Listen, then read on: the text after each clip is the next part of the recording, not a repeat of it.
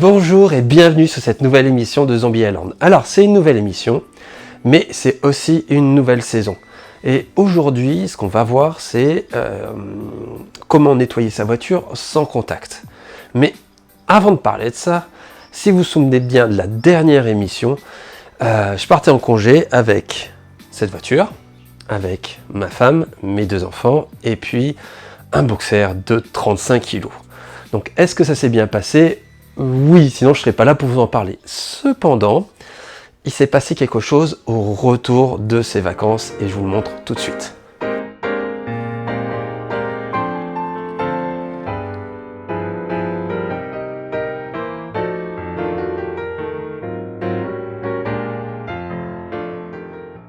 Alors oui, elle est partie sur un plateau. Et qu'est-ce qui s'est donc passé ?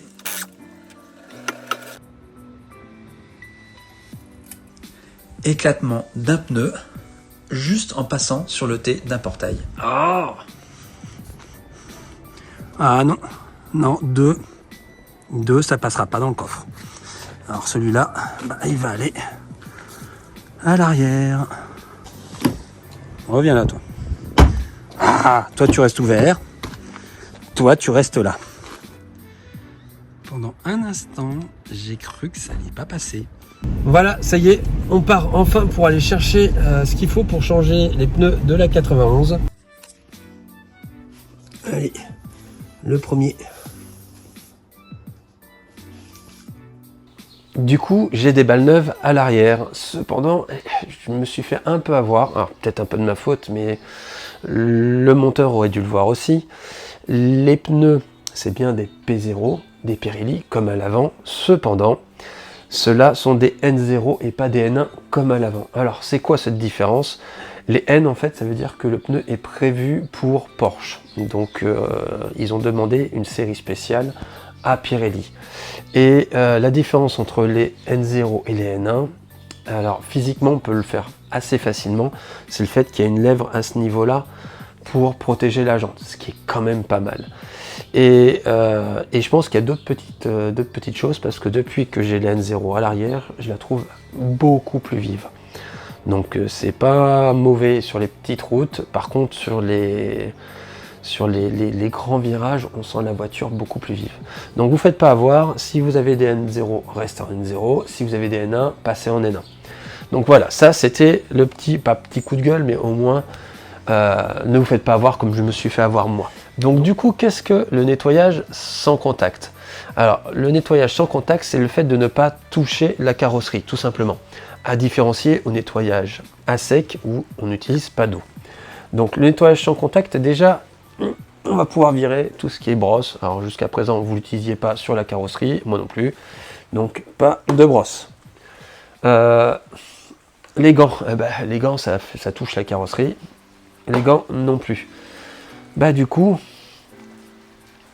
il reste plus grand chose. Le seau est pas non plus utile. Bon. Ah, la lance à mousse. Ça va être là le début du secret. Donc elle, on va la prendre. Évidemment, votre nettoyeur haute pression, ça paraît obligatoire. Et puis, le dernier élément. Non, dans ce sens-là, c'est mieux, hein, oui. Alors, le souffleur pour le jardin. Alors, je vous ai dit le souffleur et pas le souffleur broyeur. Alors, si vous en avez un qui fait les deux, ouais, un zombie, ouais. Si vous en avez un qui fait les deux, le prenez pas, parce que le souffleur broyeur, la turbine sert de broyeuse en même temps, et donc elle va aspirer les végétaux et les broyer. Quand elle va les souffler, vous vous doutez de ce qui se passe dans l'autre sens, elle va les ramener sur la carrosserie. Donc uniquement un souffleur. En termes de tarifs, parce que le detailing c'est vite cher, ça existe pour le detailing. Leur avantage, c'est qu'ils soufflent aussi du chaud en même temps que souffler de l'air. Donc ça, c'est le petit avantage. Le gros inconvénient, comme chez Apple, c'est qu'ils vous mettent un 0 de plus. Voilà. C'est le même produit, hein, c'est pas grave. Ils mettent juste un petit 0 du mauvais côté du chiffre, évidemment, en plus. Donc moi, qu'est-ce que j'ai fait ? Je suis allé dans ma grande surface de jardinage préférée et j'ai pris ce souffleur qui est entre 40 et 50 € en voir zombie. Et donc, du coup, c'est pas trop cher. Alors, attention, il y a ça qui peut coûter cher, la batterie. Je suis déjà équipé de cette marque-là, donc j'en ai déjà en stock chez moi, donc au final, ça ne m'a coûté que moins de 50 €, ce qui n'est pas excessif, et je peux m'en servir aussi pour le jardin. Donc lui, c'est important de l'avoir pour le nettoyage sans contact. Bon, bah le mieux, c'est que je vous montre ce qu'est le nettoyage sans contact. Allez, go! Mais avant de commencer, on va regarder d'où on vient pour savoir où on va. Donc on voit bien que la voiture est sale, mais pas trop sale. Bon, allez, on va regarder la procédure.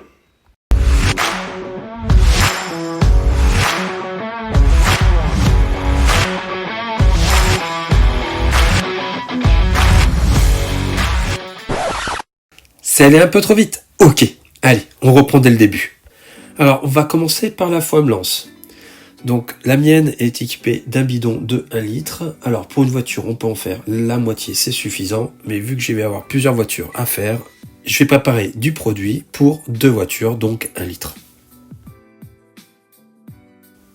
Pour faire un nettoyage sans contact, je vais utiliser le M7 de Alchimie. Vous savez que je l'aime beaucoup. C'est un savon hard. Donc attention à bien regarder les pictos. Il va falloir mettre des gants.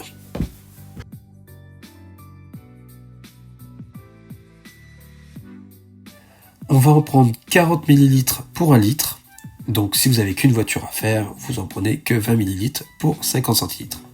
C'est largement suffisant et rien de plus, ça moussera vraiment fort. Allez, c'est le moment de mettre de l'eau. Alors, si vous avez des soucis, la petite technique pour que ça mousse bien, c'est de passer avec de l'eau très chaude. Allez, c'est prêt, il n'y a plus qu'à y aller.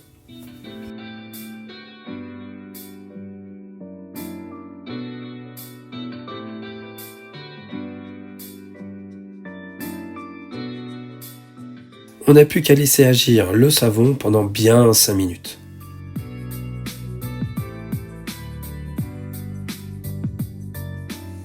Et après, on peut rincer avec le Karcher. Attention, on voit bien qu'il y a des endroits où le savon a tendance à bien s'incruster, donc forcez un peu avec le Karcher.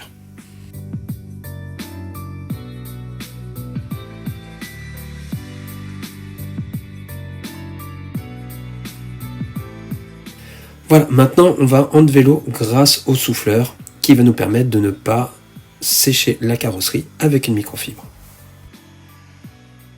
Là, on voit bien l'intérêt du souffleur qui permet d'aller vraiment dans les petits recoins et de tout sortir. Et quand je dis dans tous les recoins, c'est même derrière le logo.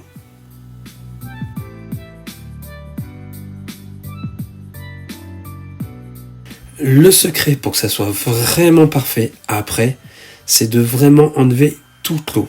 Donc, si à un moment vous avez oublié une partie, n'hésitez pas à revenir dessus. Il faut vraiment tout enlever.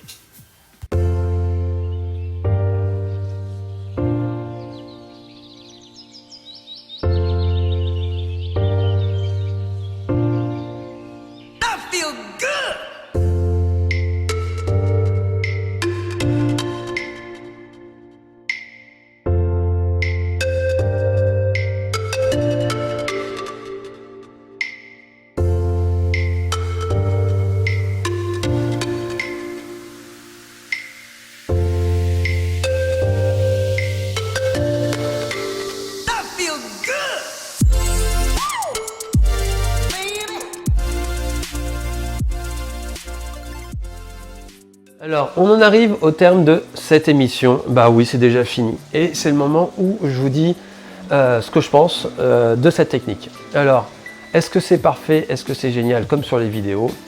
Eh ben non, ça serait trop simple. Alors, je vais pas dire que c'est la magie des vidéos et le trucage des vidéos, c'est pas le cas. Ce que vous avez vu est la réalité. Donc, ça marche très bien. Ça marche très bien, mais que dans quelques cas de figure. Et forcément, il y a toujours un loup derrière tout ça. Donc, premièrement, ça marche très bien sur ce type de véhicule. Non, pas une Porsche. Sur des voitures qui sont orientées plaisir ou week-end, c'est-à-dire que vous n'utilisez que le week-end. Pas comme ce week-end où je vous fais la vidéo, où dehors il pleut à verse. Non, ça va être votre voiture du dimanche, on va appeler ça comme ça, celle que vous sortez et quand vous la rentrez, vous avez fait une balade et elle n'est pas vraiment pourrie.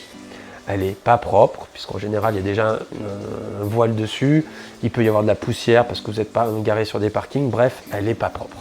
Mais elle n'est pas vraiment sale.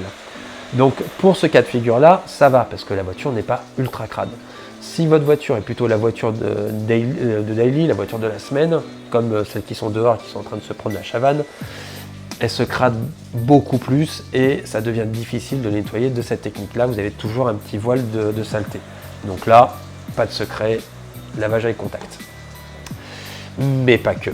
Si votre peinture n'est pas protégée par n'importe quoi, que ce soit un quick wax, un quick scellant, ou même wax, scellant, céramique, enfin n'importe lequel des éléments qui existent dans le detailing pour protéger la peinture, ça ne marchera pas non plus.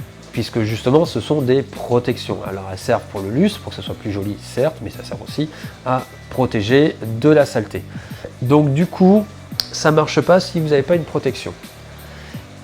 C'est pas fini, ça serait trop beau.